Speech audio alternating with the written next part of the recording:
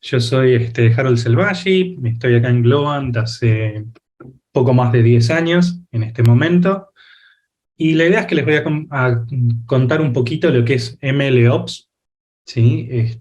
Déjenme contarles un poquito más de mi experiencia para empezar. Básicamente, como les decía, tengo poco más de 10 años acá. Actualmente estoy performando como un Technical Manager en lo que es más que nada el área de metaverso. ¿Sí? Previamente estaba trabajando más como un SME, que vendría a ser un Subject Matter Expert en lo que es el área de data. Y 2 años anteriores, o sea, a este año, estuve trabajando mucho con temas de NLP, ¿sí? Por lo que pasé bastante por varias de las cosas que les voy a contar hoy en principio. ¿Sí? Respecto a Globan en particular, bueno, eso como ven me moví un poco de perfil de SME a un perfil de Technical Manager. He pasado un poco por todo tipo de perfiles, desde lo que es backend, frontend, perfiles de data, y bueno, haciendo un poco de ML últimamente, y ahora moviéndome un poquito más a una posición más de management, sí, en lo que es el estudio más del lado de gaming, particularmente. La charla de hoy, lo que tenemos un poquito en la agenda es, voy a tratar de contarles un poco qué es ML, ¿sí? Qué es Machine Learning. Va a ser una vista de bastante alto nivel, ¿sí? Es como para que puedan entender después cuando les cuente un poquito sobre los proyectos, cómo se llevan a cabo hoy día y demás, puedan entender un poco los problemas que hay en el mundo hoy día al momento de tratar de ejecutar este tipo de proyectos, ¿sí? Que no se asusten cuando de repente si les menciono que es un feature o alguna otra cosa, ¿sí? Entonces vamos a dar un pantallazo, básicamente a qué es un modelo, qué tipos de modelos hay, qué es un feature, cosas así muy por arriba, capaz que algunos de ustedes ya las conocen.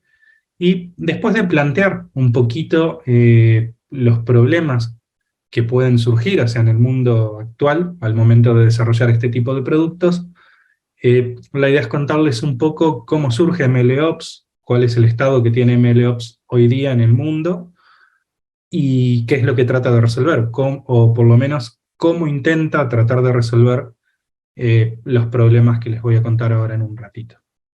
¿Sí? Sobre el final, luego de terminar un poquito de esto, la idea es que puedan hacer cualquier tipo de preguntas. También en la primera slide tienen mi mail, por si alguno precisa contactarme por cualquier cosa en algún momento. Bien, pasemos un poquito a la parte de introducción, a darles un poquito una idea de lo que es Machine Learning en general y qué son los modelos. Eh, Cuando hablamos de Machine Learning, ¿sí? Concretamente, vamos a estar hablando de diferentes tipos de modelos. Vamos a hablar de modelos que pueden generar predicciones, ¿sí? Cuando hablamos de generar predicciones, estamos hablando de modelos que pueden ser de clasificación o modelos que pueden ser de regresión también. O podemos hablar de modelos generativos. Modelos de Machine Learning que son básicamente, podemos decir que son predictivos, que nos permiten hacer clasificación de cosas, o regresión, en un momento les cuento un poquito qué es cada una, o modelos generativos, ¿sí? De los que hoy día se está hablando bastante, ya sean noticias, redes sociales, por las cosas bastante interesantes que están pudiendo lograr ese tipo de modelos, ya sea para generación de imágenes, audio, ¿sí? Y otras cosas. Entonces, tratemos de entender primero qué es un modelo de clasificación, ¿sí? Un modelo de clasificación, por ejemplo, lo que va a hacer es tomar imágenes, o tomar un texto, o tomar otro tipo de entrada, ¿sí? En este caso el ejemplo que les planteo es básicamente con imágenes. Entonces lo que va a hacer es, va a mirar las imágenes, ¿sí? Al modelo uno lo tiene que pensar de repente como una caja negra, ¿sí? Porque pueden haber distintos tipos de implementaciones, o sea, desde del punto de vista de un usuario de este tipo de cosas, eh, lo vemos como una caja negra, algo a lo que le damos los datos de entrada, y esto nos va a dar una salida que va a ser la clasificación. ¿Sí? En este caso le va a asignar una etiqueta, va a decir, por ejemplo, que la primera imagen es un hombre, la segunda imagen es una mujer, ¿sí? Y esta imagen que les puse acá dentro de la caja negra, digamos, del ejemplo, ¿sí? Representa un tipo de modelo bastante típico cuando uno trabaja con imágenes, ¿sí? Que es un modelo de redes neuronales convolucionales, particularmente. ¿Sí? Ahora en un ratito vamos a hablar un poquito de eso, pero hay modelos que son en cierta forma mejores para un tipo de problema que otro tipo de modelos.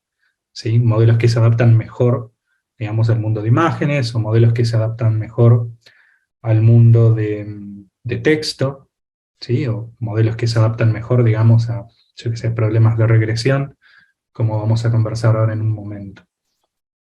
¿Sí? Bien.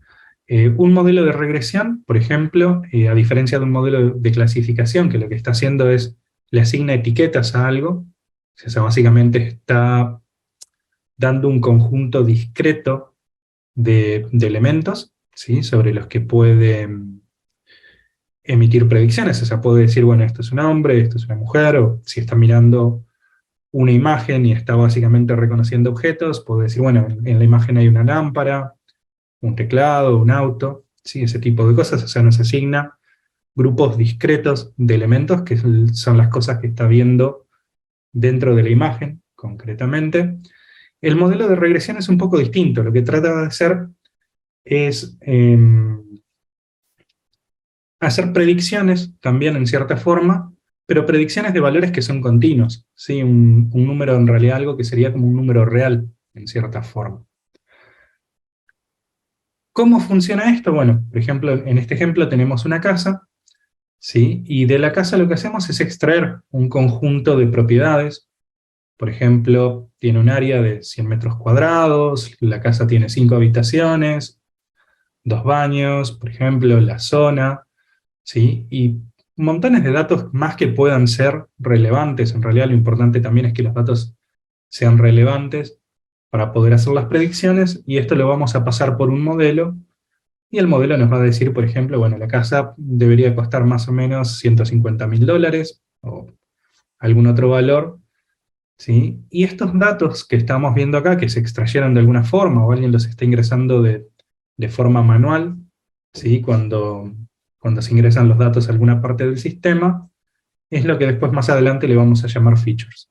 ¿Sí? O sea, los features, en definitiva, son características, ¿sí? De los objetos que estamos describiendo, que nos ayudan a generar predicciones sobre ellos, ¿sí? Ya sea para predecir un costo o para predecir una categoría. Si voy un poquito para atrás, en el caso de las imágenes, acá también hay features, ¿sí? Pero a diferencia de en el caso de la casa, donde uno ingresa eh, features que son numéricos, por ejemplo el área, ¿sí? Cantidad de habitaciones y todo ese tipo de cosas, acá el feature puede ser los valores RGB de los píxeles de la imagen. ¿Sí? Una imagen es básicamente una grilla, ¿sí? Rectangular, donde cada puntito dentro de la imagen tiene un color asignado que tiene 3 números. Básicamente, bueno, en el caso de las imágenes, cada uno de los píxeles en esa representación es un feature, ¿sí? Pero además de eso también tiene eh, los valores, ¿sí? Pero tiene información de posición, ¿sí? Digamos, este ojo está acá y no está al lado de la oreja, por decirlo de alguna forma, entonces tenemos alguna noción de distancia, de ubicación relativa, podríamos pensar de las cosas. ¿Sí? Básicamente, entonces, lo que tenemos que entender es que todos los modelos trabajan con features, ¿sí? Los features van a ser de diferentes tipos, dependiendo del tipo de modelo y el tipo de problema que uno esté, en cierta forma, tratando de resolver. Y después, por último, los otros tipos de modelos que hoy día mencionaba, que están siendo bastante populares, ¿sí? Son los modelos generativos. Incluso este tipo de modelos los podemos probar y encontrar bastante en Internet hoy día, o leer sobre ellos en noticias, ¿sí? Incluso hay sitios, si no mal recuerdo, creo que Google o OpenAI tienen algunos sitios donde se pueden probar este tipo de modelos, y la idea es que uno entra y da una descripción, básicamente, de lo que le gustaría ver en una imagen, y el modelo lo que termina haciendo es creando una imagen para nosotros que después podemos utilizar o no en diferentes cosas, ¿sí? Particularmente esta imagen fue generada si no mal recuerdo, hace poco en una competencia de arte, y si no mal recuerdo también fue una de las imágenes ganadoras en, en esa competencia y fue generada por una máquina. ¿Sí? Básicamente parece que los jueces tampoco se enteraron mucho de que la imagen había sido generada y no había sido hecha por un artista real. ¿Sí? De la misma forma, o sea, acá este es un ejemplo de algo que genera imágenes, pero hoy día también podemos escribir un texto y empezar a generar, digamos, el speech del texto, o sea, generar el sonido como si alguien estuviera hablando, incluso podríamos llegar a imitar la voz de alguna otra persona. ¿Sí? O sea, básicamente los modelos están siendo extremadamente poderosos en lo que pueden alcanzar, ¿sí? En lo que pueden generar. No voy a entrar en detalles, pero bueno, los features para este tipo de cosas son un poquito más complicados, o sea, bueno, son la descripción, pero todo el proceso de generación y demás puede llegar a ser bastante más complejo, al igual que el proceso de entrenamiento, que los modelos anteriores. ¿Sí? Si lo quieren buscar en la literatura, esto generalmente lo van a encontrar como GANs, ¿sí? Que es Generative Adversarial Networks. Bueno, y un poquito con esta introducción, perdón, me falta un poquito la parte de métricas. ¿Sí? Uno lo que hace es construye los modelos, ¿sí? Para hacer predicciones, ya sean predicciones de clasificación, regresión, o también para hacer GANs, ¿sí? Pero tenemos que entender un poco cómo funcionan los modelos, ¿sí? Si el modelo está funcionando bien, si el modelo está funcionando mal. Muchas veces va a pasar que vamos a crear muchos modelos diferentes, ¿sí? Con el objetivo de tratar de resolver el mismo problema. Y lo vamos a hacer porque no sabemos cuál de todos los modelos va a funcionar bien, o mejor, en cierta forma. Incluso podemos probar un mismo modelo cambiando la cantidad de parámetros que tiene, que va a cambiar básicamente el tamaño que el modelo va a tener, y después correr métricas sobre los modelos para ver qué también están funcionando. ¿Sí? Las métricas, por ejemplo, yendo al ejemplo de la imagen, lo que van a hacer, le van a presentar una imagen al modelo y el modelo nos va a dar una predicción. ¿Sí? Por ejemplo, en este caso viene y nos dice que esta foto es una foto de una mujer, cosa que está equivocada, y bueno, en nuestra métrica básicamente en ese ejemplo dice que el modelo funciona mal. ¿Sí? También le podemos dar otra imagen, por ejemplo una mujer, ahí la clasifica bien, y sacamos básicamente que sobre esa está bien. Ahí podemos hablar de muchas métricas y van a variar un poquito dependiendo del problema que queremos atacar. ¿Sí? Pueden escuchar, por ejemplo, de métricas como precisión, ¿sí? Accuracy, ROC, F1.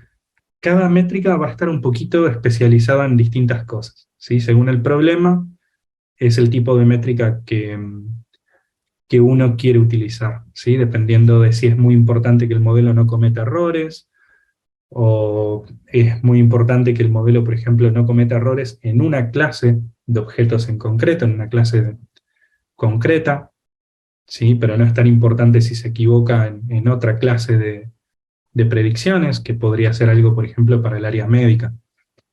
¿Sí? O sea, por ejemplo, diagnosticarle a alguna enfermedad a un paciente,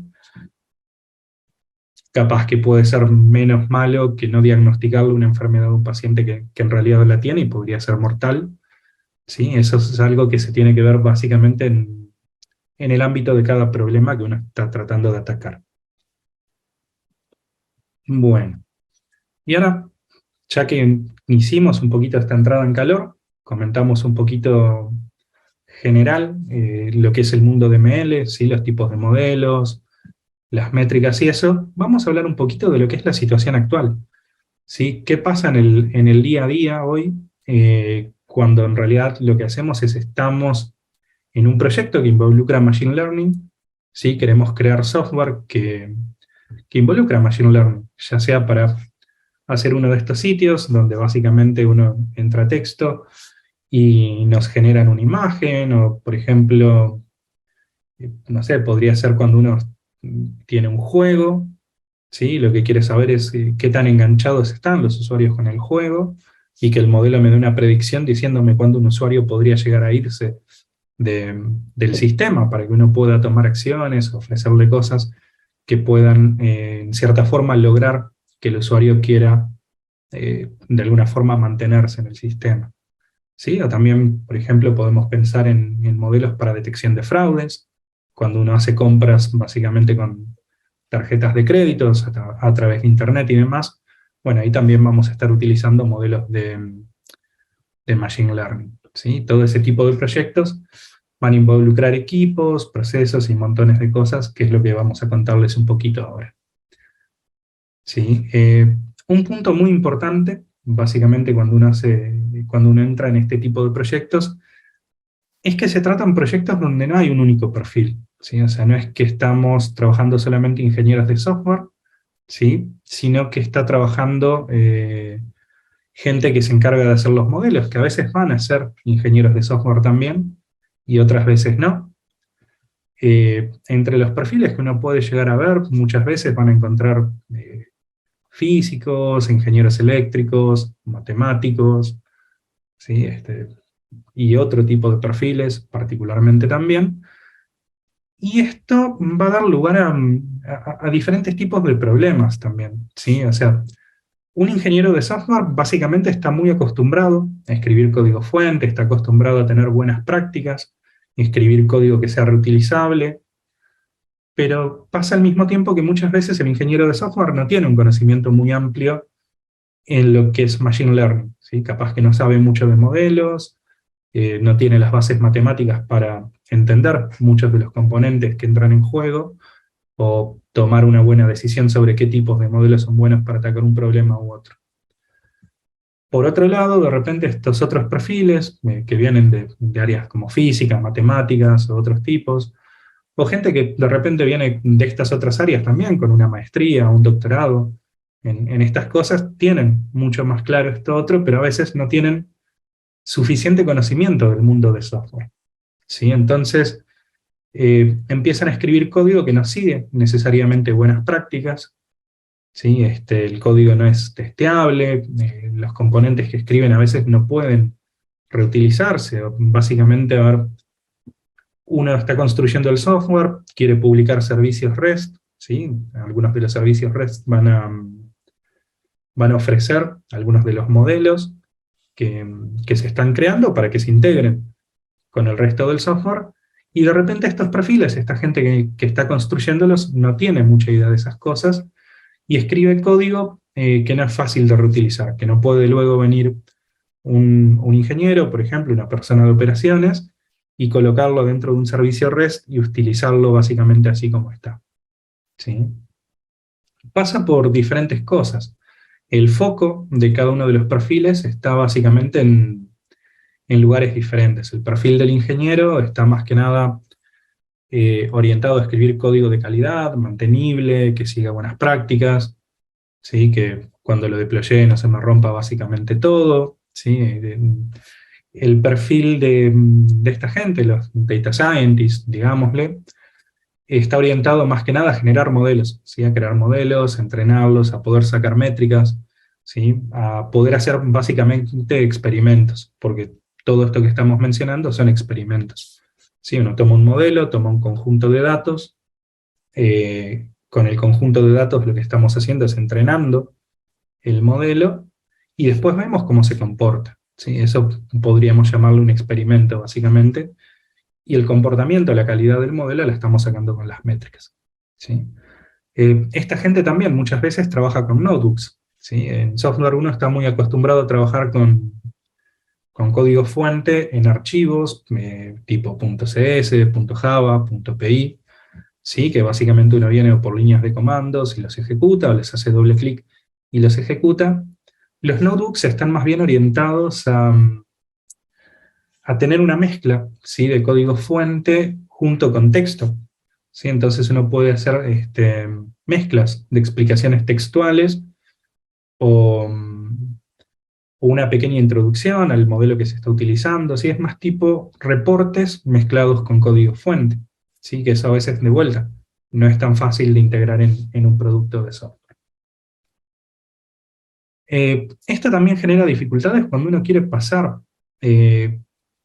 estas cosas a producción. Como mencionaba, el código no es fácilmente reutilizable, ¿sí? No lo podemos tomar muchas veces como está e integrarlo en un servicio REST y hacer un deployment, o dockerizarlo y hacer un deployment.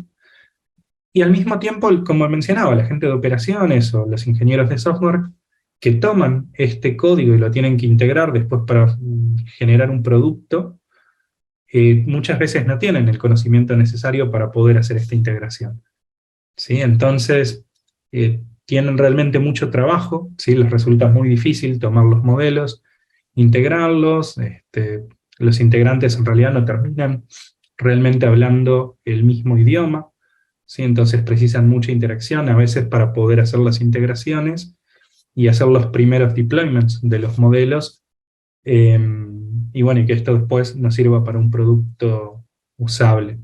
Sí, eso da después lugar a otros tipos de dificultades, como, bueno, entender bien cómo se logra escalar los modelos, ¿sí? Que puede ser diferente según también el tipo de modelo que estemos utilizando. Va a ser distinto escalar una red neuronal a un modelo más tradicional. Van a precisar hardware diferente para empezar, van a precisar cosas bastante diferentes en sí. Esto también trae de la mano problemas con los costos de llevar un modelo a producción, ¿sí? La comprensión básicamente de las limitaciones de hardware, lo que puede hacer el hardware, el costo que implica utilizar un hardware particular es bastante diferente también entre los distintos perfiles, ¿sí? La gente que viene del mundo de software muchas veces cuando va a hacer un deployment en AWS o GCP o Azure, tiene muy en cuenta, ¿sí? El costo que tiene los recursos que estamos utilizando, ¿sí? Pero los perfiles de gente que en realidad están generando los modelos no siempre tienen en cuenta esto porque muchas veces no tienen experiencia en software también y capaz que nunca hicieron algún deployment de modelos o no han tenido mucha interacción aún, ¿sí? De vuelta, no quiero decir por eso mismo toda la gente, a lo largo de la carrera uno va, por más que no sea de esta área, va agarrando un poquito de conocimiento, pero bueno, hay momentos donde eso no se tiene. Entonces, puede pasar, y de hecho pasa, que pueden generar modelos que son muy costosos o muy grandes, ¿sí? E implican un gasto bastante grande para las empresas después, al momento de tratar de llevar estos modelos a lo que es un ambiente productivo, ¿sí? Los costos vienen, a ver, por ejemplo, puedo dar ejemplos de modelos que son bastante conocidos hoy día, en algunos ámbitos, ¿sí?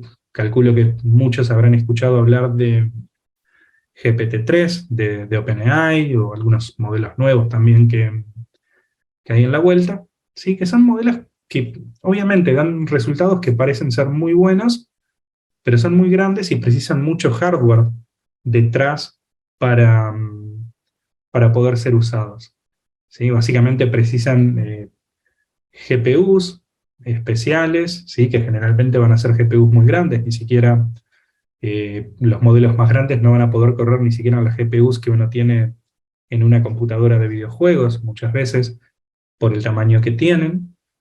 Y estas GPUs, básicamente, cuando uno las contrata en cloud para poder hacer los deployments, son extremadamente costosas, ¿sí? Hoy día podemos ver algunas empresas, como bueno, Microsoft, OpenAI, etcétera, que en realidad terminan haciendo deployments de este tipo de modelos que son monstruosos, pero no es lo típico para todas las empresas, ¿sí? No todas las empresas tienen recursos como para costear ese tipo de modelos, ¿sí? Y llevarlos productivos y ofrecerlos básicamente a diferentes usuarios. Y después, el último problema que me gustaría contarles un poquito es, ¿qué pasa cuando queremos llevar estas cosas a producción? ¿Sí? O sea, bueno, básicamente ya generamos muchos modelos, los entrenamos, los probamos, y elegimos alguno de los modelos que funciona mejor, ¿sí? Y ya de alguna forma sorteamos un poco todos los problemas que mencionaba recién, pudimos integrarlos y deployarlos en un servicio REST o algún otro tipo de servicio, integrarlo con nuestro software, y ahora lo empezamos a utilizar en producción. Bueno, al momento de entrenar, básicamente nosotros a este modelo, por ejemplo, para reconocer, para detectar el género en la imagen, sí le dimos imágenes, acá si pueden ver, que son bastante particulares. ¿Sí? Fíjense en que en ambos casos las imágenes están sobre un fondo uniforme, como el fondo está bastante limpio, y bueno, y acá en este caso, que fue con lo que el modelo se entrenó, está siendo capaz de dar predicciones relativamente buenas. Bueno, en este caso las predicciones son realmente buenas, no me está diciendo lo que es en cada caso. Ahora cuando pasamos a producción, eso no va a ser así necesariamente. Producción es como un mundo un poquito diferente, donde ahora el tipo de imágenes que me pueden estar dando no necesariamente se van a parecer a lo que son las imágenes con las que entrené. ¿Sí? Si se fijan acá, por ejemplo, una de las imágenes, en realidad hay una chica que está en un entorno que ya no es con un color uniforme, el fondo está difuminado, ¿sí? Pasa algo similar, digamos, con la imagen de arriba, ¿no? Tampoco está enfocada solamente en la cara, está utilizando un gorro, que en las imágenes de entrenamiento no estaba pasando. Entonces, ahora cuando estamos en producción, estamos dando como entrada este tipo de imágenes al modelo, y ahora el modelo se queda como en intriga, ¿sí? No nos puede decir a veces con mucha seguridad la clasificación de cada una de las cosas. ¿Sí? O puede estar equivocándose, o puede estar capaz que diciéndonos las cosas bien, pero con una certidumbre bastante baja. ¿Sí? Básicamente por esto que les mencionaba. ¿Sí? Las cosas que uno le mostró al modelo en la primera fase, ¿sí? En la fase de entrenamiento, son bastante diferentes a las cosas que uno le mostró al modelo cuando realmente lo están usando los usuarios. ¿Sí? Eso lo van a ver como, o sea, es como dice ahí, básicamente los datos en producción y en entrenamiento no están siguiendo la misma distribución. ¿Sí? La misma distribución estadística, digamos, que en entrenamiento y en producción.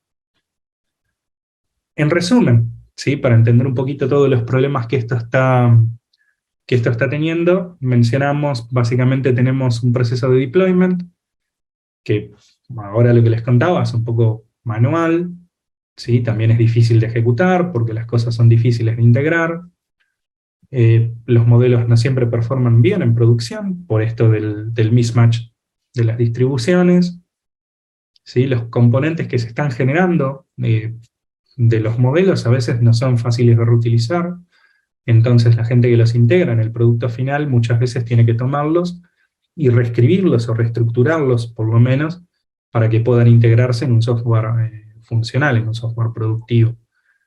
¿Sí?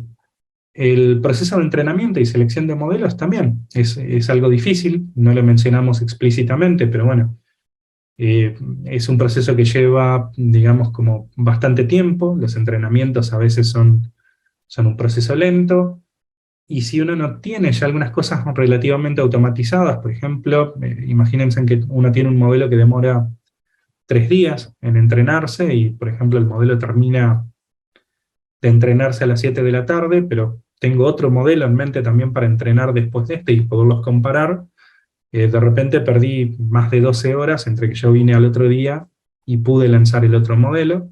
Entonces, si no hay cosas que están ahí para automatizar este proceso, hacen encima que el proceso de entrenamiento sea más lento. ¿Sí? Además de que el hardware a veces no es ilimitado. Uno precisa, si trabajamos con una red neuronal, por ejemplo, una GPU para entrenar este modelo y no puedo utilizar la misma para entrenar otro modelo al mismo tiempo. ¿Sí? Y la cantidad de GPUs que puedo tener a mi disposición generalmente son limitadas, entonces eso limita bastante la velocidad a la que uno puede avanzar. ¿Sí? Después con otros tipos de modelos, eh, a ver, capaz que no precisamos tanto hardware a nivel de GPU, podemos precisar más hardware a nivel de CPU, y puede ser capaz que un poco más rápido el entrenamiento que entrenar modelos de Deep Learning, pero igualmente es algo que llevaría tiempo y tenemos el mismo problema. Queremos que esto, una vez que termina un entrenamiento, pueda dispararse otro entrenamiento con distintos parámetros o un modelo diferente de forma automática para poder venir al otro día y decir, bueno, ok, ¿cuál modelo nos gustó? o ver un progreso un poco más fluido. Y bueno, y llegando un poco ahora a la última parte de la charla, la idea es contarles un poco qué es MLOps, ¿sí? Y cómo surge MLOps básicamente para tratar de ayudarnos a resolver algunos de estos problemas, ¿sí? Que les mencionaba recién, para poder agilizar, digamos, este proceso de desarrollo, básicamente. Bueno, entonces, ¿qué es MLOps? Les voy a dar básicamente una definición mía, o por lo menos como me gusta entenderlo personalmente, ¿sí? Pero me gustaría decir que MLOps es como una combinación de dos cosas. Es una combinación de tecnología y de procesos, ¿sí? De forma que nos permitan, de alguna forma, resolver los problemas que vimos antes, ¿sí? Que nos ayuden a agilizar este proceso de desarrollo e integración de los diferentes componentes, ¿sí? Y un punto bastante clave en todo esto es que, a ver, no todo puede resolverse solamente por medio de software, o sea, no podemos tener un programa mágico, digamos, que nos resuelva todos los problemas simplemente por utilizar el programa, sino que es necesario en realidad mezclar ambas cosas, utilizar software para que nos ayude a resolver algunos de los problemas que vamos a estar teniendo, y además definir un proceso que nos permita interactuar, ¿sí? Correctamente y hacer que, a ver, básicamente que todas las partes eh, entiendan lo que está pasando y que todo se pueda integrar bien con el software, ¿sí? Para mediar entre las diferentes etapas que vamos a estar teniendo, ¿sí? Y bueno, y por eso son necesarias herramientas de software concretamente también, ¿sí? Pero lo importante es que el software de por sí solo no es capaz básicamente de resolver un poquito estos problemas. Entonces, hablemos un poquito de lo que es el proceso, ¿sí? El proceso es, para la gente que venga del mundo del software, a ver, de repente conocen cosas como, no sé, Scrum o el modelo de cascada, ¿sí? O distintas cosas que uno ve en ingeniería de software. Esto trata de ser, de tomar algunas cosas de ahí, ¿sí? Pero adaptarse un poquitito a lo que es el ciclo de vida, digamos, de cosas de data science o machine learning, ¿sí? Que precisan cierta adaptación en comparación a lo que uno hace con software tradicional. Entonces, ¿cómo empieza un proyecto? Básicamente, bueno, empezamos con la definición del scope, o lo que es el alcance, ¿sí? Esto es la fase inicial, o sea, tenemos que lograr de alguna forma definir el problema que vamos a estar queriendo atacar eh, antes de poder avanzar con cualquier cosa. Una vez que entendemos el problema, y esta es una parte, digamos, como crucial en lo que es MLOps o cualquier proyecto de Machine Learning, ¿sí? Básicamente es que precisamos datos, ¿sí? Como vieron antes, el modelo se entrena básicamente mostrándole ejemplos, ¿sí? Si es un modelo de clasificación, se le da una imagen, por ejemplo, como antes, con una etiqueta que dice cuál es la clasificación de la imagen. O si es para predecir precios de casas, se le muestran los features y se le muestra el costo que tiene esa casa con el objetivo de que el modelo aprenda. Sí, entonces, una vez que planteamos el problema, el siguiente paso es básicamente definir qué datos vamos a precisar, ¿sí? Y cómo los conseguimos, dónde están los datos. A veces una empresa puede tener datos que ya consiguió de su ambiente productivo, o podemos básicamente ir y comprar datos, ¿sí? A alguna otra empresa, que directamente hay empresas que se dedican justamente ya a coleccionar datos y venderlos para que uno después pueda construir este tipo de sistemas. Pero los datos, en cualquiera de los dos casos, no siempre vienen con la estructura que uno los precisa, ¿sí? O sea, las imágenes, por ejemplo, vienen, bueno, simplemente como imágenes, capaz que todas vienen con dimensiones totalmente diferentes y capaz que se precisa uniformizarlas, yo que sé, llevar todas las imágenes a, por ejemplo, Full HD o algún otro tipo de resolución. Si estamos hablando de textos, y yo qué sé, estamos extrayendo información de internet o de chats, de repente hay ciertas cosas que no queremos que nuestro modelo vea para que no las pueda copiar. Por ejemplo, queremos sacar eliminar sentencias donde pueda haber temas de discriminación, insultos, o cosas que los modelos no deberían estar viendo para después no imitarlas, cosa que hoy día pasa en algunos de los modelos que son públicos. Sí, entonces esto implica, obtenemos los datos con los que vamos a entrenar los modelos, ¿sí? Y sobre estos datos aplicamos algún procesamiento, los limpiamos y los preparamos de forma que sean útiles para la siguiente fase de nuestro proyecto. La siguiente fase es básicamente la fase de modelado. ¿Sí? Como mencionaba antes, uno lo que hace es, bueno, crea uno o varios modelos, ¿sí? Entrena todos estos modelos, incluso, nuevamente lo repito por las dudas, algunos de ellos pueden ser el mismo modelo, simplemente cambiando parámetros para hacerlo más chico, más grande, o cosas por el estilo. Y después viene la fase de análisis de error, en esta etapa de modelado, ¿sí? Donde vemos cómo se comportaron los modelos, básicamente. Nos pueden pasar cosas, por ejemplo, podemos haber generado algunos modelos y ver, por ejemplo, en un modelo de clasificación, que hay un grupo de una categoría de objetos que por alguna razón los está clasificando siempre mal, si está cometiendo errores, o directamente el modelo está andando muy mal.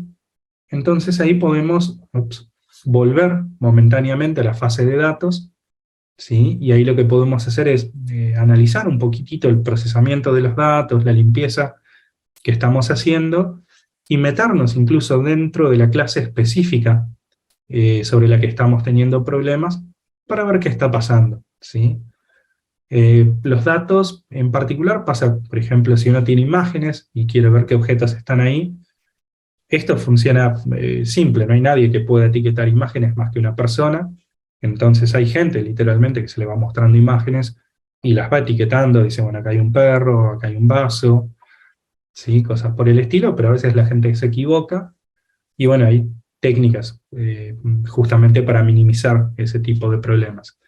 Pero ese tipo de errores vienen en el dataset, y bueno, cuando las cosas funcionan mal, a veces hay que ir a analizar y entender si es un problema en el dataset, si es un problema en el modelo, ¿sí? Empiezan a haber ciclos básicamente entre lo que es la etapa de modelado y la etapa de datos.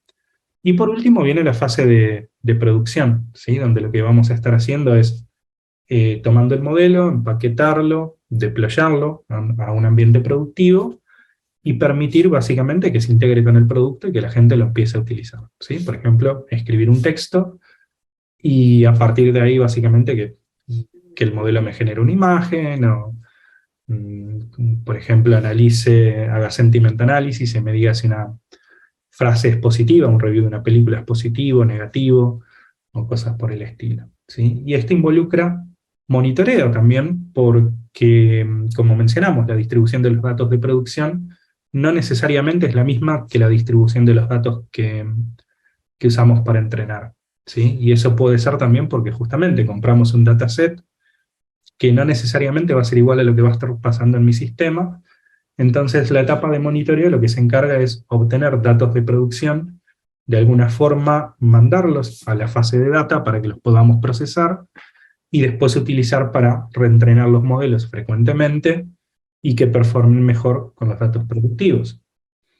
Entonces, si se fijan, acá básicamente tenemos una flechita donde podemos ver, ok, el modelo funciona mal en producción, podemos volver a la fase de modelado, ¿sí? Pero dependiendo de cuál sea la razón por la que esto funciona mal en producción, también podemos volver a la fase de datos, ¿sí? Ya habiendo colectado a través de monitoreo más datos del ambiente de producción, ahora para poderlos utilizar en la fase de modelado y la fase de entrenamiento concretamente, ¿sí? Pero esto es un poquito a nivel de proceso, ¿sí? Y nos falta enganchar un poco la parte tecnológica. Entonces, a nivel de tecnología hay, a ver, puse realmente algunos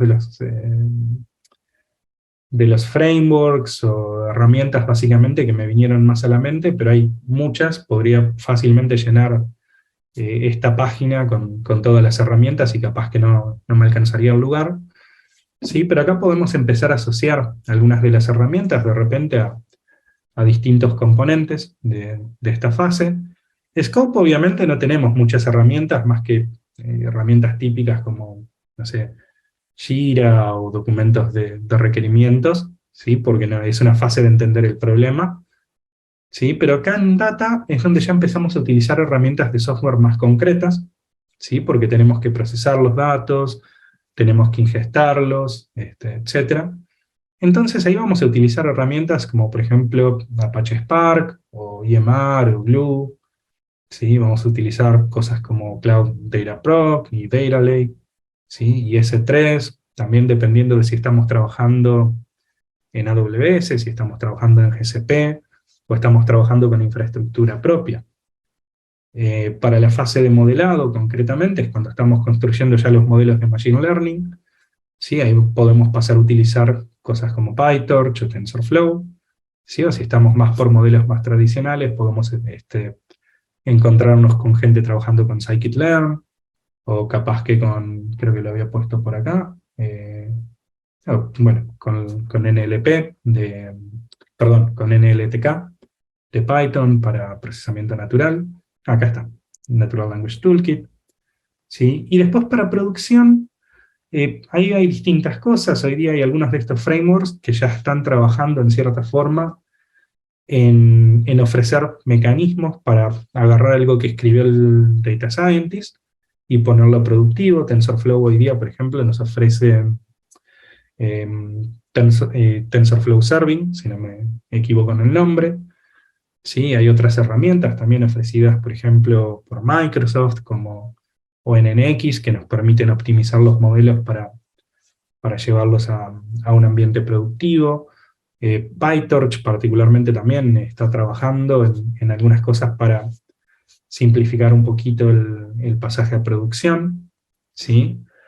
Pero después también nos faltan cosas como para conectar, ¿sí? Porque ahí estoy hablando de herramientas que se utilizan en cada una de las etapas, pero cómo va el flujo total de texto, básicamente, o sea, cómo me muevo a lo largo de todo esto y hago que estas transiciones, ¿sí? Sean un poquito más amenas, ¿sí? Que no tenga problemas en el pasaje a producción, que no tenga problemas en el pasaje a datos. ¿Qué pasa si modifico datos y quiero reentrenar todos mis modelos ahora con los datos nuevos? ¿Sí? Bueno, para eso podemos utilizar otro tipo de herramientas, por ejemplo Airflow, podemos utilizar Kubeflow, ¿sí? Feast la coloqué acá, que es básicamente un feature store, que lo que nos permite hacer es básicamente, en cierta forma, guardar resultados del procesamiento, ¿sí? Para que sean después consumidos como features, como vimos antes, en la parte de modelado, y simplificar la integración de la parte de data y modelado, también permitiéndonos versionar los tipos de datos que estamos usando. ¿Sí? A medida que vamos cambiando la forma en que se procesan los datos, estamos generando datos nuevos, y eso puede, en cierta forma, dar lugar a diferentes resultados. Y tenemos que entender también eh, cómo afecta esto básicamente la performance del modelo. Y después finalmente, y con esto cerramos un poquito y vamos a la parte de preguntas, básicamente, ahí tiene un conjunto de herramientas, ¿sí? Y un proceso más o menos que está bueno seguir en cierta forma, pero no hay mucha conexión, ¿no? Lo que hicimos fue por ahora tirar herramientas a cada una de las fases del proceso, pero después hay que entender cómo se integra esto en una arquitectura, y cómo se hace que este modelo, que este proceso y herramientas básicamente permitan que esto fluya.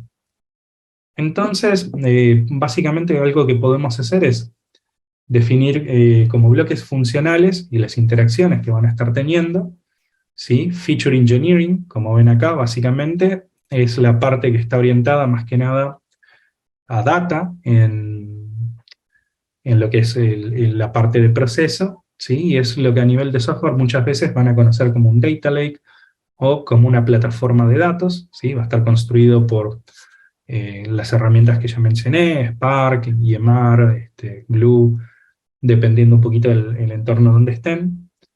¿Sí? Después la parte de modelado, ¿sí? Se va a mapear básicamente con este bloque funcional que es Research and Development, y la conexión básicamente entre Feature Engineering y Research and Development lo que va a hacer es a través probablemente de sistemas de notebook, como Jupyter Notebook, o algún otro tipo de sistemas que básicamente ya se integran en la plataforma de datos y permiten la integración, ejecución de modelos y demás. Una vez que se tienen un modelo ya construido y escrito un poquito de forma prolija, en algún momento podemos pedir que se empiecen a generar test unitarios y demás para agilizar, los modelos se publican en un repositorio, por ejemplo GitHub, y se pueden correr fases de test automatizados sobre los modelos, para ver que no vayan a haber errores al momento de ejecución, de entrenamiento. ¿Sí? Como mencionaba, los modelos a veces demoran mucho en entrenarse, y bueno, a veces nos pasa que de repente van un día de ejecución y se nos rompe el modelo porque no soportaba algún dato, y ahí tenemos que volver a modificar básicamente el código y correr el pipeline de vuelta. Bueno, con los test unitarios podemos llegar a minimizar un poquito eso y agilizar un poco el proceso. Los modelos, una vez que se entrenan, ¿sí? Básicamente se almacenan en un model registry. ¿Sí? El model registry tiene que tener algunas cosas, como por ejemplo, algo que identifique el modelo, qué es lo que nos ofrece, eh, características como por ejemplo, no sé, tamaño, métricas para saber qué tan bien funcionó o qué tan mal funcionó, ¿sí? Y después está bueno tener otro entorno que se podría unir un poco con el primero, o son básicamente similares, lo separamos más que nada por bloque funcional, ¿sí? Que lo que hace es como la integración ya de estos modelos en servicios que ya están como predefinidos y manda esto directamente a producción, ¿sí? Y bueno, este bloque ML Prediction Service lo que hace básicamente es como representar el modelo ya en un ambiente productivo, donde está interactuando con el usuario y demás, y estamos monitoreando la performance, ¿sí? Y esto lo que va a estar haciendo es básicamente llevando datos de vuelta a la fase de Feature Engineering, y va a estar disparando que se vuelva a hacer un reentrenamiento de repente del mismo modelo, para poder hacer un deployment nuevo que vaya a performar bien o mejor que las versiones previas del modelo en nuestro sistema productivo. ¿Sí? Esto básicamente lo que trata de hacer es, bueno, tomamos un poquito el proceso, tomamos un poquito las herramientas y las enganchamos en un diagramita, ¿sí? Con los bloquecitos funcionales que representan los distintos componentes arquitectónicos de la solución que vamos a estar trabajando.